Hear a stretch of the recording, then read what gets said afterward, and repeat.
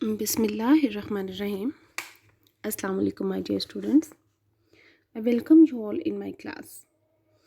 So, today we are going to start our first exercise study questions from Unit 1 and the lesson number 1, his first flight. My dear students, first year it was very easy to share with you all the PDF of all the solved questions, but in order to make you people understand that what does the examiner want you to write in those answers, please listen this lecture carefully. Okay, so for your exercise, please, if you have your books with you, you may open your page number 17, his first flight. On page number 17 you will be observing study questions, and it is divided into 3 parts: recalling, interpreting, extending. So first of all, let's come according to the paper pattern. These all short questions will be the part of your section B, and you will be allocated 28 marks from this section. Right आपके जितने भी बेटा lessons हैं, short stories हैं, आपकी वो सारी short stories, उनके मार्क्स कितने होंगे बेटा for the question answer? 28. If you have listened the orientation lecture carefully, तो इवन देन आपको मैं रिपीट कर देती हूँ कि 28 मार्क्स के लिए आपने ये पोर्शन अटेम्प्ट करना है. 8 questions will be given there, and out of those 8 questions you are supposed to attempt 7 questions. 4 marks are allocated for each question, and the examiner wants you to write the question in 40 to 50 words. Okay, so how they have divided this? They have divided it into recalling, interpreting, and extending. Recalling, all those questions, those are in the part of recalling. They are related with most of the details to be rewrite in the way they are written in the text. ठीक है, आपने सिर्फ उनको अपने words में लिखना है. Recall करना मतलब क्या है कि आपने याद करना है उन फैक्ट्स को. This is are, please write down the important things. हमेशा रिकॉलिंग से रिलेटेड क्वेश्चंस कौन से होंगे? जिसमें आपने फैक्चुअल इन्फॉर्मेशन को क्या करना है, याद करना है, रिकॉल करना है, and you are suppose to write it in your own words. As far as your examination point of view is concern, तो कोशिश करें रिकॉलिंग वाले क्वेश्चन ज़रूर करें, because there he is not demanding there the question that are related with recalling section, they are more only related with the study details that are in the text. जो text में सिर्फ details हैं उसके बारे में होता है. And बहुत से ऐसे क्वेश्चन होते हैं, most there are certain question जिसमें mean there are the chances कि आप मैक्सिमम मार्क्स ले सकते हैं.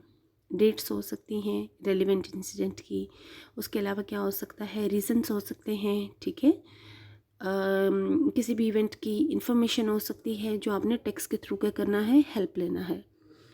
Then it is interpreting.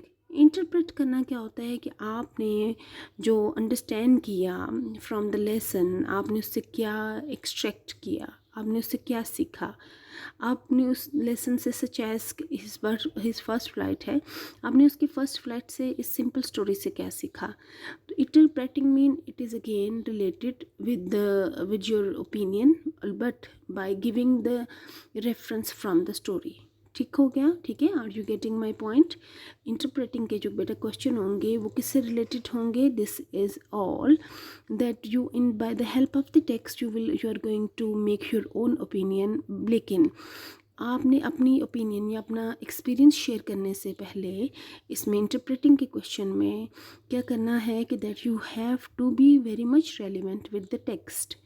अभी साथ साथ जब हम क्वेश्चंस करेंगे, आप क्वेश्चन नंबर 6, 7 इंटरप्रेटिंग में देखिएगा, उसमें डिटेल्स आपने दोबारा रेफर बैक करनी है from the text, but you have to write in your own ways. Right, then comes the extending. Extending क्या है? हमने पूरा लेसन पढ़ लिया और उसके बाद you should right the things by your own experience. ठीक है, इसे आप समझ लेंगे. सारा क्रिएटिव एक पोर्शन होता है कि जिसमें आपने जो कुछ पढ़ा, आपने जो कुछ ड्राइव किया, आपने ख़ुद लिखना है. ठीक हो गया. Mean are you getting mean such as कि अगर उसकी फ़र्स्ट फ्लाइट की बात हो रही है बर्ड की, तो they may ask you what was how have you ever found such type of situation in your life where it was not easy to muster up your courage to take the first step for any challenge. ठीक है, तो ये इसमें आप पूरे, इसमें हम bird की कहानी नहीं लिखेंगे एक्सटेंडिंग के क्वेश्चन में. इसमें आप अपने व्यूज़ बताएंगे, अपनी ओपिनियंस बताएंगे. सो तीनों कैटेगरीज बेटा क्लियर हो गई कि दैट रिकॉलिंग के लिए आपके the examiner is asking for a different thing.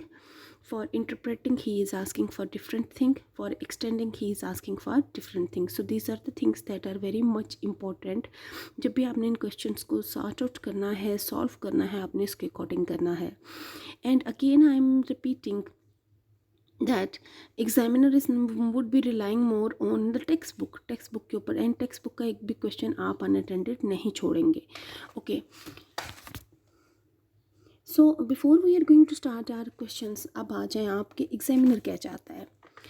There are many students, those are really very much confident, and it is very good that they have secured 99% or 98% marks in English for in SSC. ठीक है, matric में आपके 94 भी हो सकते हैं, 95 भी हो सकते हैं परसेंट, 98% भी हो सकते हैं. लेकिन फर्स्ट ईयर में it is not easy to take those marks. Why? Number one, because we do not go according to the demand of the examiner, paper checker. ठीक है, पेपर बेटा they are being checked by some certain key. ऐसे नहीं होता कि वो ऐसे ही check कर दिए जाएं, लेकिन कुछ की होती है जिसके अकॉर्डिंगली पेपर को चेक किया जाता है. No, write down some techniques. जो पेपर को आपने इस पोर्शन को अटैम्प्ट करने के लिए कुछ टेक्निक्स हैं जो we have observed by the model question paper जिसमें उन्होंने शेयर किया था. It is not available on the website. They have shared the answer script of a student. Okay, उस आंसर स्क्रिप्ट को जब हमने जज किया, जब हमने ऑब्जर्व किया, तो उसमें क्या था. Number one, whenever you are writing any answer, please don't make long sentences. Please write down all these important details. Number one, whenever you are writing any answer, please don't make long sentences. Number two, आपने बहुत ज़्यादा long sentences के साथ साथ वैसे नहीं करना कि that you are using very hi fi vocabulary और very extended vocabulary, because that all this text in your first year that is simple. ठीक है, आप उसे बहुत ज़्यादा एक हाई क्वालिटी की मीन कॉम्प्लेक्स वोकेबलरी की तरफ नहीं लेकर जाएंगे. Try to be simple in your expression, right. Make short sentences crispy one. It could be complex, लेकिन आपने शॉर्ट सेंटेंसेस बनाने हैं. व्हाट डज हैपन, समटाइम हम ऑब्जर्व करते हैं कि दैट 40 to 50 वर्ड्स के लिए मोस्टली स्टूडेंट क्या करते हैं, एक लंबा सा सेंटेंस बना देते हैं और अल्लाह जाने उसमें कितनी क्लॉजेस होते हैं. सो उसमें आपकी मिस्टेक करने के ज़्यादा चांसेस होते हैं. शॉर्ट क्रिस्पी सेंटेंसेस जब आप बनाएंगे simple along with that complex, ठीक है, तो आपके पास क्या हो जाएगा बेटा कि there are the less chances of the mistake. Number one thing is clear. Number two thing that I have mentioned that there is no need to use very complex vocabulary. आप वर्ड्स को replace करें, लेकिन इसे simple रखें, अच्छे ज़रूर रखें, लेकिन ऐसे नहीं है कि आप आउट ऑफ द वे जाके उसे बहुत डिफ़िकल्ट वोकेबलरी को यूज़ कर दें. सच एज हम कहते हैं किसी को वॉइस, उसको हम प्रूडेंट भी कह सकते हैं, उसको हम इंटेलिजेंट भी कह सकते हैं. ठीक है, तो उसके अकॉर्डिंगली हम रिप्लेस कर सकते हैं वर्ड्स को, लेकिन बहुत ज़्यादा कॉम्प्लेक्स डिफ़िकल्ट वर्ड्स नहीं यूज़ करने. Number three thing is this that you are suppose to meet the criteria in the word limit mention by the examiner, that is 40 to 50 words. आपने उसको ज़रूर मीट करना है. ठीक है, you may extend till 60 words, लेकिन ऐसा नहीं है कि आप इसे बहुत शॉर्ट कर दें.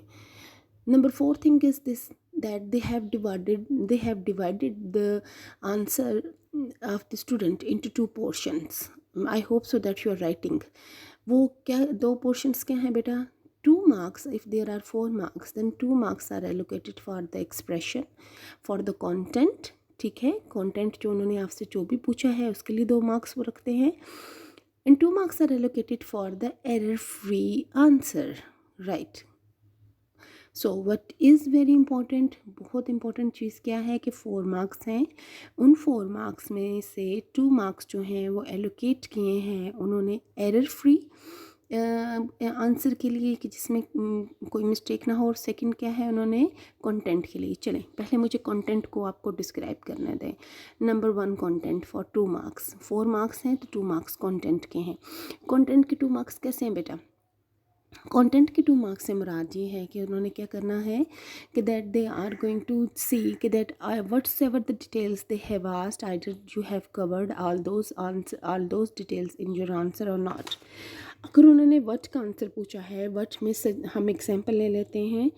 What is the young seagull afraid of. जब आप अपना टेक्स्ट पढ़ते हो तो I think so second paragraph में और फर्स्ट पैराग्राफ में इन्होंने 2 से 3 रीज़न दिए हुए हैं। ये आपको कंटेंट है, ठीक है, आपने इन रीजन्स को देना है साथ कि वो किस चीज़ से क्या था, ही वॉज अफ्रेड ऑफ।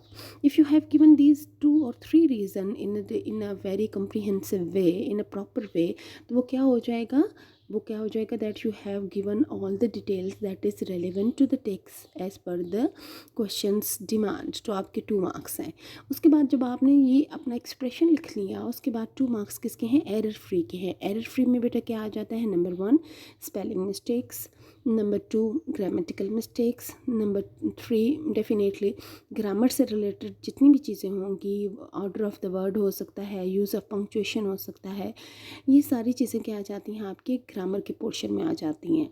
तो when this type of question, this type of answer is written by the student, जिसमें उसने कंटेंट भी 100% दिया हो गया हो, and there is even not a single mistake of the spelling और द पंक्चुएशन और ग्रामर, तो definitely they are going to give the student maximum marks. Okay, official cutting के साथ साथ तो होती है, लेकिन it could be like 3.5, it could B 3 if it is related, more related with the recalling question. तो आप लोगों का ये जो क्वेश्चन अक्सर फर्स्ट ईयर में स्टूडेंट्स का होता है, मैम हमारे मार्क्स क्यों नहीं आए, यहाँ आपने हमें मार्क्स क्यों नहीं दिए।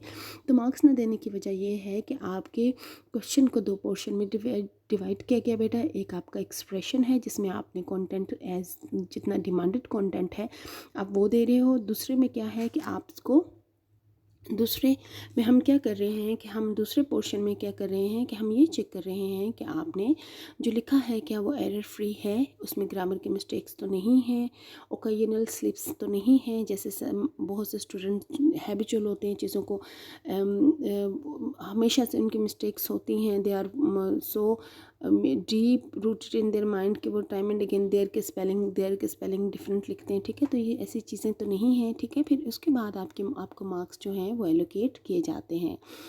हैव सिंपल और to the point answer, to the point आपके आंसर होने चाहिए। Okay, then there is one thing that there is no need to repeat more and more vocabulary from the text, ठीक है। हम टेक्स्ट से as it is चीज़ों को नहीं कोट कर मीन री राइट कर सकते, आपने खुद अपने वर्ड्स में लिखना होता है। Most of the student they just use I mean textual quotation repeated repeatedly, लेकिन ऐसा नहीं है।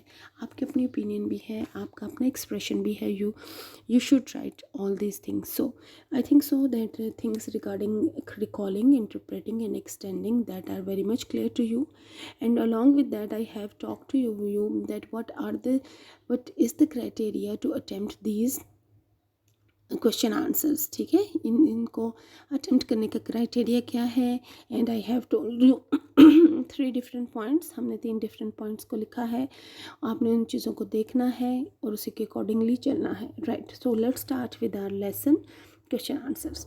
The very first question is, what is the young seagull afraid of? The young seagull is afraid of making the first flight of his life. To him, it is a life risk to fly over the very vast ocean beneath, which is a milestone from his sledge. Besides, number 2, he thinks that his wings will not support him during the flight.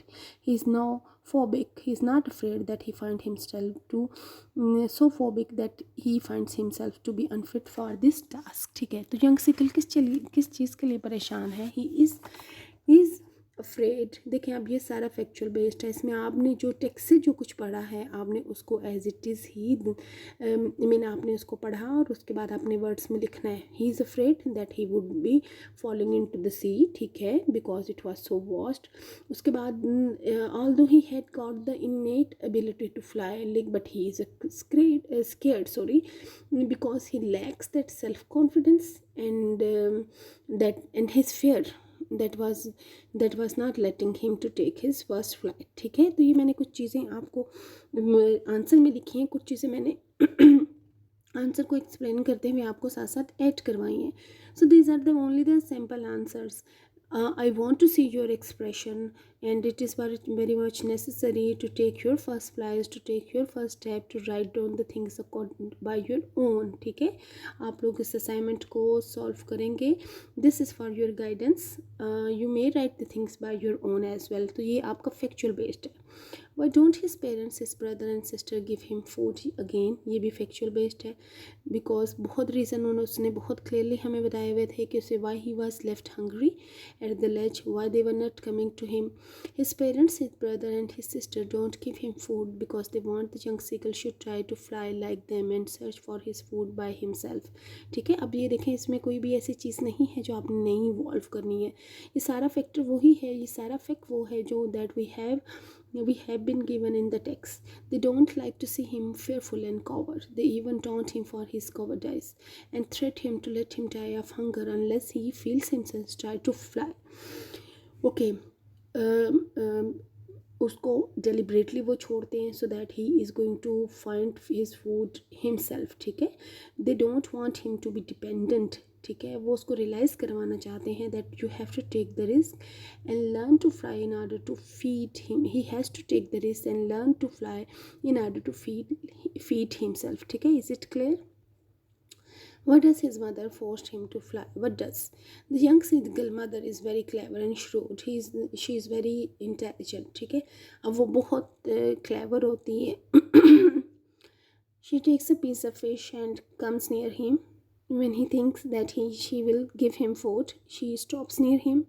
The seagull is maddened by hunger so much so that he jumps to catch the food. This is how the seagull is supposed to fly by his mother. So how excuse me, how the mother just forces him to fly, it is because then when she just uses that fish as a bait, ठीक है।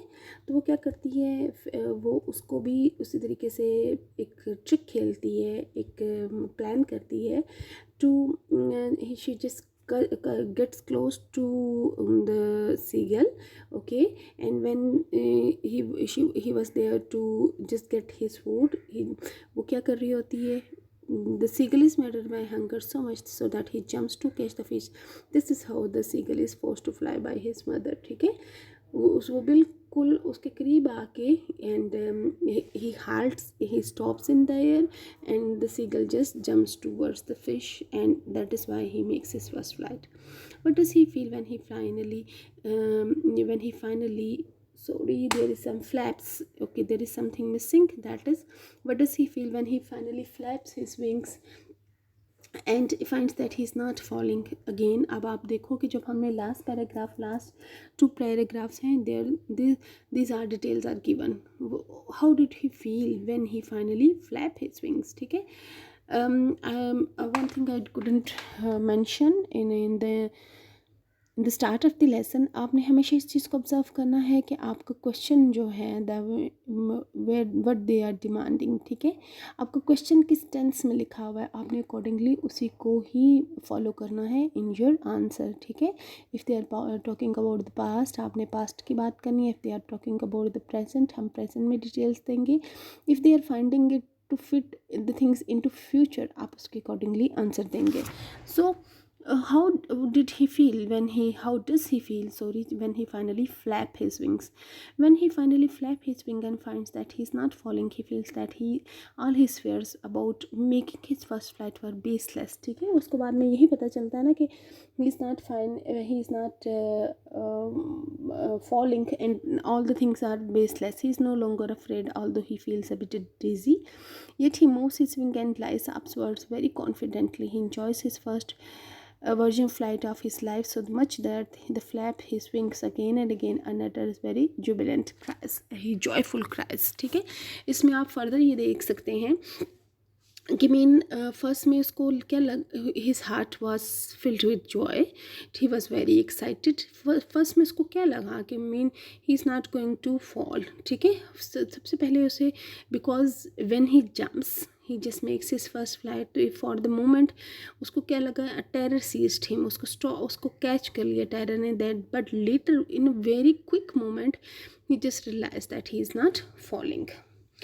Extending के questions की तरफ आ जाएं. What is the significant about the bird's first flight? We have talked in it very much in detail in the lesson as well. The significant thing about the bird's first flight is that fears are natural before the start of any new task. ठीक है, तो ये बहुत important है कि this situation symbolises also the situation often faced by the humans as well. ठीक है, हम भी कभी ऐसी सिचुएशन को फेस कर सकते हैं, but they are usually self created and baseless.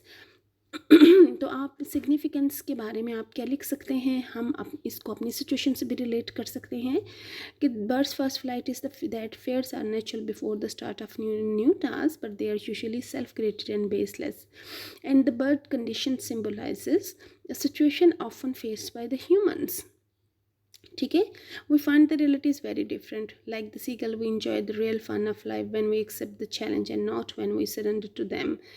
So how it symbolizes to our situation, हमें भी क्या लगता है, whenever we are going to attempt something for the first time, we are scared. It describes the conflict between our, इसकी significance इसके अलावा क्या है, it describes the conflict between our ambitions and fears.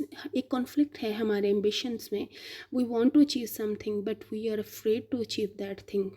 Okay, what lesson do you derive from this simple story? क्या lesson हमें मिला है?